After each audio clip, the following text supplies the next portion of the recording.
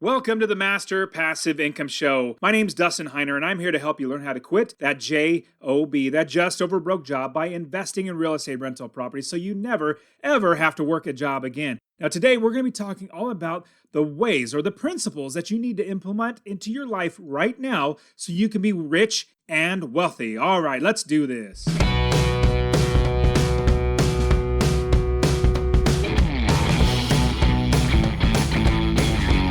Welcome to the Master Passive Income Podcast, where we talk about investing in real estate rental properties with a special focus on making enough money so you can quit your job and live the dream life.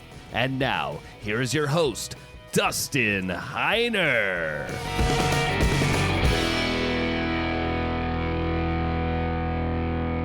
Here's the greatest thing about being wealthy. You obviously don't need to worry about your bills anymore. You don't need to worry about any money. You don't need to worry about your time being wasted working for a job. You have complete control over your life.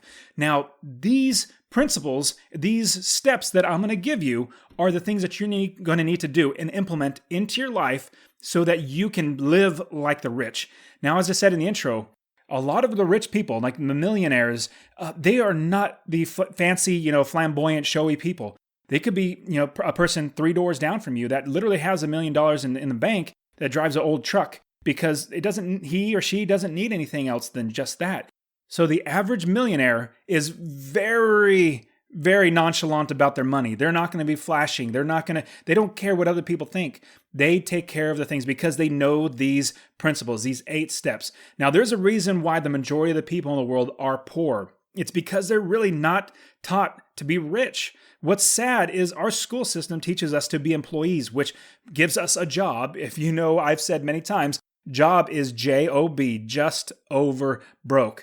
The poor people do not know these principles or these steps that the rich already know and that they teach their kids. I am literally teaching my kids every single one of these steps. So I want you to know these steps so that you can be rich.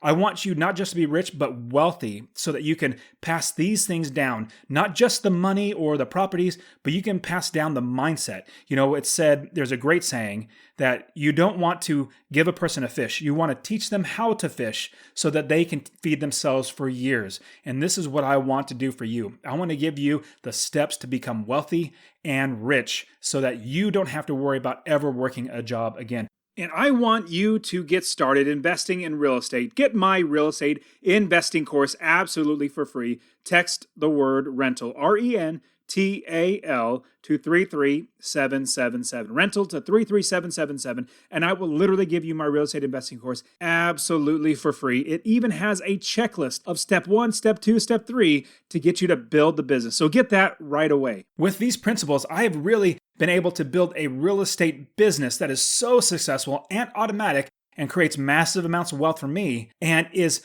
passive income. Now, I want to give these to you. Now, let me give you the very, very first one. Above and beyond all of them, this is where you start. Remember, these are 8 steps. You want to build on one after another. The first step is pay yourself first. Now, hopefully you've heard this before, and hopefully you're already implementing this into your life. But the rich know this, that paying yourself first is not, hey, I got a paycheck and that's all my money. Well, it's not your money because you already have either rent that's going to be due or a mortgage, or you have credit card debt, or you have to pay the gas bill for your house. You have to pay for the garbage and the sewer. You have so much money that's already going out of your pocket. Even though the money is going into your pocket, it's flowing right back out and it's going to other people's pocket. So paying yourself first is giving yourself 10% off of the top of your income that goes in your pocket to save for future investing, not to buy fancy things or even some new thing or to buy anything. You're saving it so that you can make money for yourself. Now, let me give you a really practical example. Let's say you make $4,000 a month. Well, scratch that. Not everyone makes $4,000. Let's say you make $2,000 a month. If you make $2,000 a month, more than likely a lot of that money, if you have a job, you're just over broke. And so you barely have enough money to save anything. Well, what you need to do is figure out a way to pay yourself first 10% of that money. So cut out Starbucks, cut out buying cigarettes, cut out, maybe this extra trip out to McDonald's or whatever it is you might do. So what you want to do is cut back so that you can save 10%. Now, 10% of $2,000 is $200.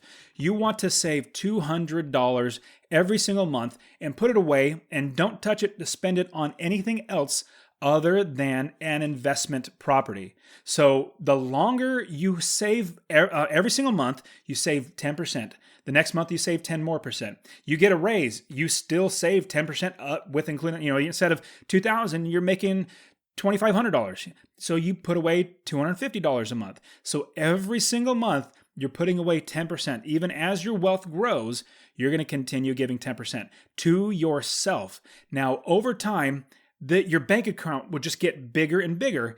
And then you don't want to spend that on trinkets or anything like that. You want to buy a rental property with that, and that is going to make you even more money. Now, I know this is not fancy. A lot of people say, well, I want to hear some new scheme to get a property or to make money. Well, hey, to get wealthy, you need to actually put in the hard work. The hard work is being diligent and paying yourself first. So remember, whatever you're making right now, that's the top, gross, like not how much goes in your pocket net after taxes and Social Security, Medicare, and all that sort of stuff. Whatever is coming from your business, your job, or whatever, the top amount. So if you take home $2,000, but you make $2,500, put in $2,500. Just because they take out taxes doesn't mean you could skimp on your savings.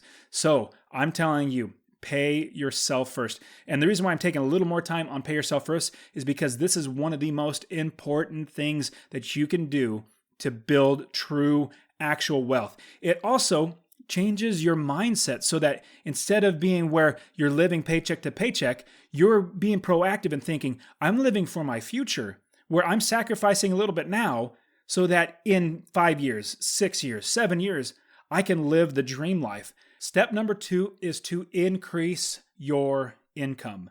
Now, first one was saving 10%, paying yourself first. This one is now increase your income. Now, that could be where you increase your income by getting a raise. Obviously, that's increasing your income. But what about starting a business or getting a second job or figuring out a way to make money driving for Uber or Lyft or something like that? Getting out of your shell of saying, I just work one job and this is all I do. Maybe you need to sacrifice a little more of your time, your effort, your energy to get another job or do something else to make more money, because in the long run, it's actually going to pay off so much more because you have more money to invest. Now, what's sad is, again, we are taught to be poor. We're taught to be employees. We're not taught to have the ability to fend for ourselves and make our own money and be financially independent. Now, what we want to do is, with increasing your income, is educate ourselves. When we were young, we went to school to learn different subjects, but now that we're older, we can choose which subjects we want to learn. The poor, they really don't educate themselves or continue to educate themselves, but rather they just work one job day in and day out in the same place for their entire life. Self-education and continuing your own education, those are the keys to success in life and wealth in your future. So by educating yourself with different ways to increase your income, you're going to be that much further ahead than everybody else. Now, as you educate yourself more, you become more even wiser, you become more skillful, you're able to reach higher heights and go beyond your natural limit because you've extended yourself past than you normally would.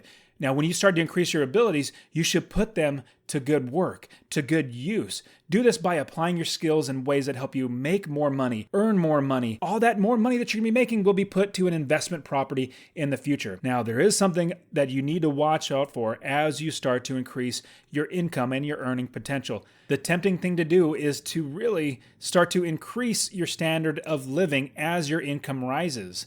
The mentality of a poor person is to immediately spend any money they receive and they get a raise from their boss. They let me just go buy something new. They buy a new car, a bigger house, bigger luxury items. These are the desires that they have, but not like us. We don't do that. We keep our standard of living so that the money that we make can grow even bigger so that we can buy more properties. And in the future, when we are successful and employed, that's when we can buy the cars. That's when we can buy the bigger houses and all the luxuries. It's sacrificing now so we can live the crazy, great, rich life in the future. So don't think like the poor people. You want to think like rich and have their mentality to use the increase in your income to purchase more investments, more things that make you more money. And what is terrific is I save my money from my properties, and then I buy another property that makes me more money. And I save that money. Then I buy another property that makes me more money, and I save that money. Then I buy another property and I save that money, and then I make more money. So over and over again, if you keep implementing this by buying property after property, you are going to become successful. Now, here's a quick tip I wanted to give you. Now, to help get you out of the rut of, hey, my income's going up, let me think about buying something new. Hey, I want a new car or something like that. If you are thinking about going and buying a car, let's say you wanted to buy a $35,000 car, a $45,000 car, a $55,000 car. One way to do it would be to possibly pay cash or get a loan. Two different ways to do it. Now, let me show you what I do. I would say, right now, I have cash to go out and buy a $35,000 car, but I don't. What I do is I think, okay, what would the rich do? Let me think of a rich way to actually use this money to make me more money and get me the car at the same time. So instead of using my money, my cash, to buy the car, what I do is I use that cash to buy a property. That property brings in $300, $400, $500 a month in passive income. And then that property buys the car for me because I get a loan on the new car that I want. That loan is paid off by the tenants, that passive income. And so over, what is it, 5 years that a normal auto loan is? After 5 years, I have the car paid off by my tenants, and I still have the property that I bought with my original money. So you want to be thinking of new ways to get the things that you want, but having other people pay for it. So that's a tip I wanted to give you guys. So again, remember, if you were to do this, your tenants pay off this new car that you got, and you still have the property that's making you money. And if you listen to my past episode where I talk about the 6 ways that rental properties make you money, you're making more money than you could ever dream of. It's absolutely fantastic. So be thinking like the rich do. All right, that brings us to step number 3, or principle number 3, is to control your expenses. Now, the third principle of the rich is to control your expenses, because the principle teaches us to live below our means and not overspend. If you're going into debt every single month, you're paying interest, and you're digging a hole that you're going to have to eventually climb out of, and it's so much harder. So I have students that have no debt, and I have students that have a lot of debt. And I tell you that it's so much more work for the students that have a lot of debt than the ones that don't have debt. So if you can forego, eating out for dinner every, other night, or even once a week or once a month, like, you need to cut your expenses and dial it back so that you're not spending more money than you take in. On top of, remember, the first step is to pay yourself first 10%. So the key of this is, with the first principle of paying your 10%, you don't want to spend more than 90% of your earnings every single month. The only real way to do this is to list out exactly what your expenses are every single month, and then cut your expenses down in order to get 90% of your income. And that's how much you're actually spending. Instead of spending 110% or 120%, you're only spending 90% of your income. Now, in order to have more money in your pocket that you can save for investing, you either need to increase your income, like step number 2, or decrease expenses. Cut your expenses. You can do without for 2, 3, 4 years, maybe 5 years. I went without for like 7 or 8 years. And then when I was about to quit my job, I had plenty of money. I could then do whatever I want and live however I want. Step number 4, principle number 4, buy the home you live in. Now, this principle is about buying your home and not renting it. You're going to be saving so much money. And over time, I know if you get a mortgage, a 30-year mortgage, if you can try to get a 15-year or a 20-year that can be paid off sooner, I would strongly suggest buying the home you live in and working towards where you don't have a mortgage payment, because it is so amazing to never need to pay a mortgage again on your own personal residence. Now, I get plenty of mortgages for my rental properties, don't get me wrong, but those are my rental properties that my tenants pay for. Where I live, I don't want to have to pay for my mortgage or to live there. So I pay off, or I basically don't have a mortgage on my property that I live in. So it's fantastic. All right. Step number 5, principle number 5 is ensure a future income. you want to insure it. Like basically getting insurance over your business, over your properties, over yourself. You want to get insurance that insures your properties. Now, homeowners insurance, liability insurance, umbrella insurance, I would strongly recommend umbrella insurance on top of that, it's not that expensive. Obviously, it is an expense, but imagine if you had a home that's worth $200,000.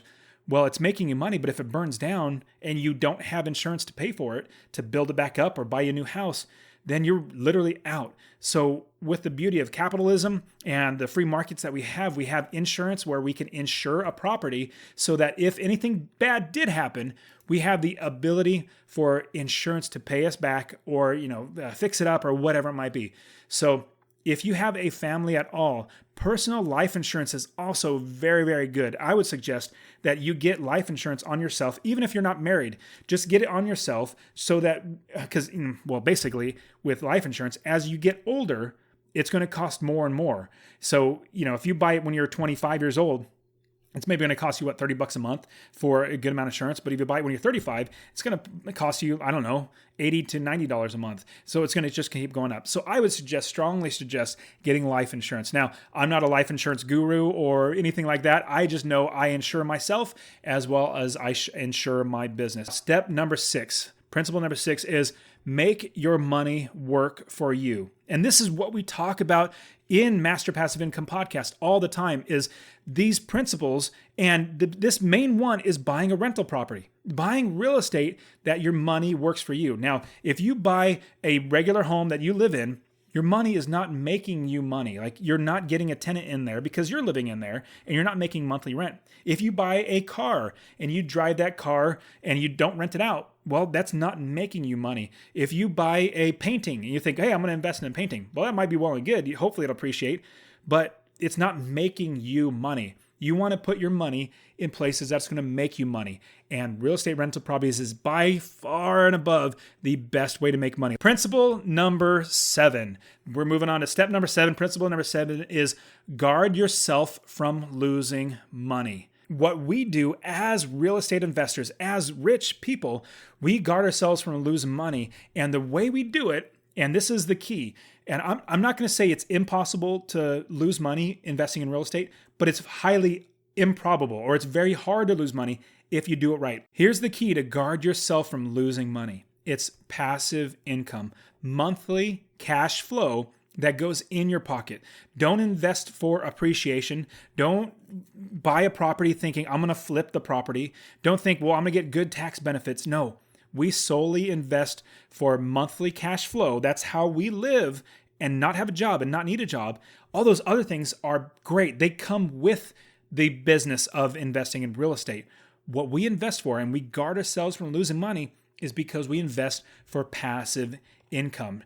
And again, on my show notes page, masterpassiveincome.com/037, I have some formulas, not really formulas, but like examples. Like if you buy a single family home, purchase price $100,000, down payment $20,000, which is 20%, sorry.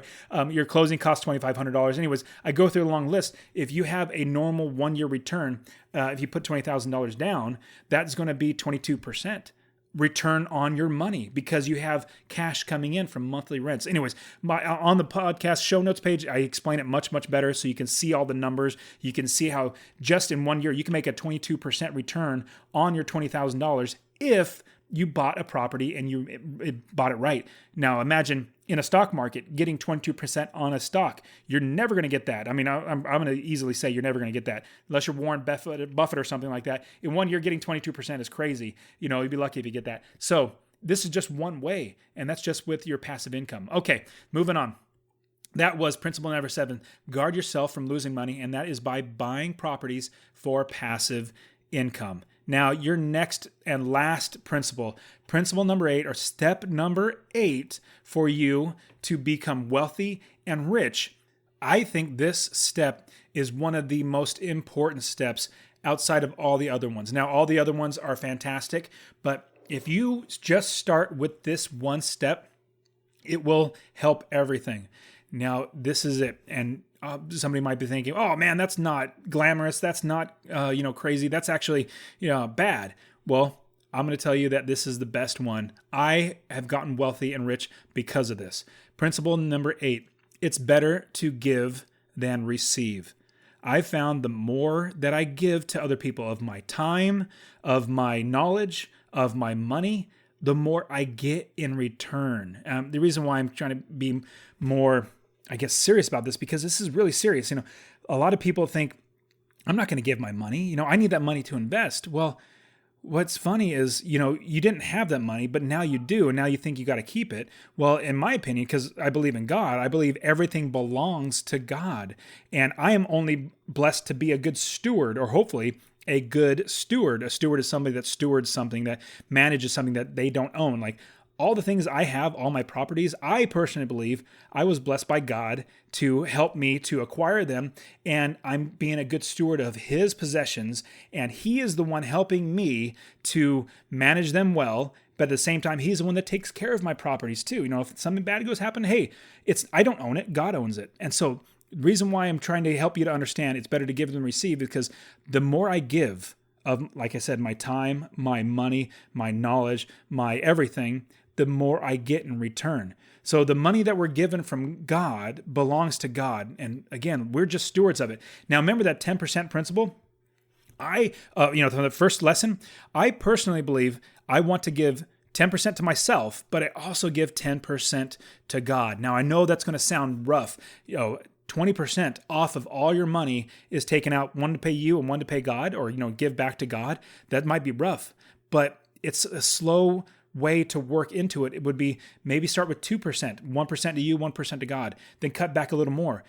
2% to you, 2% to God. It could be as easy as, or as little as doing something like that and starting over time of giving 1%.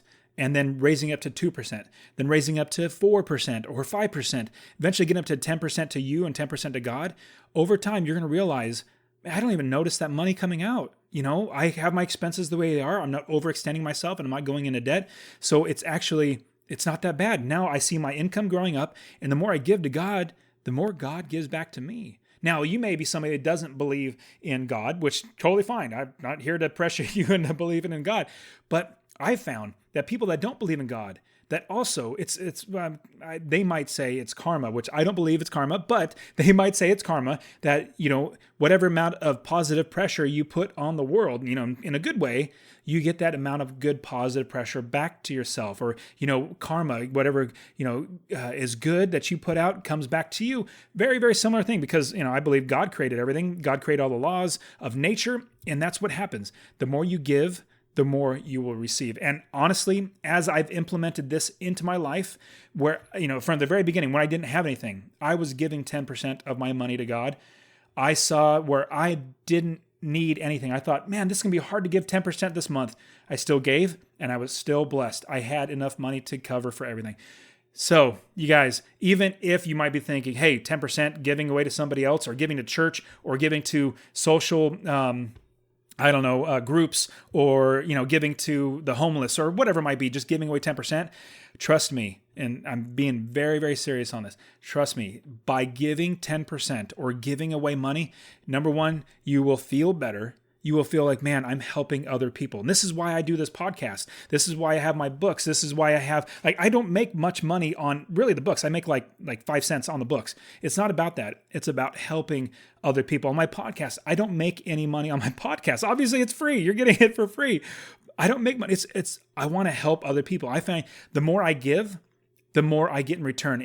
Even if it's not money. I just feel so much better the more students that I have that I'm helping. Like one student just recently, I was emailing him and said, "Hey, you know what? Send me. I'm not going to ask you to pay for coaching right now, but send me a couple properties that you're looking at. I'll analyze them with you and show you and tell you what I think. I'll just help you out. I'm not asking for money. I just want to help out." And so, the more you give, the more you get back. So it's better to give than receive. Okay, so let me quickly go through all 8 steps one more time. So number 1 is pay yourself first. Remember, 10% off the top is going in your pocket to save for investing in rental properties. Number 2, increase your income. Go drive for Uber, on the weekends, or, do something like that where you make more money, that you could save more money. Number 3, control your expenses. Make sure that you lower the expenses so that you can save 10% of your money. And obviously we know about step number 8, where you can have 10% you can give to God. Number 4, or give to God or give to whoever you want, or basically give it away. Principle number 4, buy the home you live in. Make sure that you are not renting the property. You are owning the property. So buy the home you live in. Principle number 5, insure your future income. So make sure you put insurance on your property, put insurance on yourself, put umbrella insurance over everything, insure everything. Number 6, make your money work for you.